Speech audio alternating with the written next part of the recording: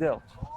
Nes dažniausiai kiekvieną kartą, kai diskutuoju tam tikrą temą, pirmiausia išsiaiškinau, apie ką kalbam, susikalibruoju, vadinkime taip, savokas ir po to tada jau sprendžiu, kokią nuomonę tada, kokią poziciją užimti, vadinkime labiau taip. Iš ankstinį nusistatymų iš esmės neturiu. Galim teigti, kad įvairiom temom nuomonės neturit tol, kol nepasitikrinat tam tikrų faktų ir nerandat tinkamo atsakymo savo. Visiškai teisingai. Čia pasiteisingiausia būtų apibendrinimas. Supratau. O kaip reaguojate į žmonės, kurie dažnai keičia savo nuomonę? Ir tokiais esminiais klausimais?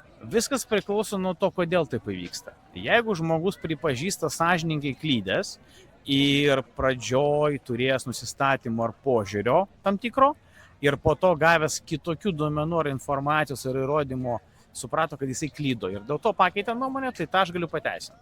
Bet jeigu žmogus iš tikrųjų keičia nuomonę dėl piniginio intereso, kitų dalykų, va čia jau yra, švelniai tariant, negerai.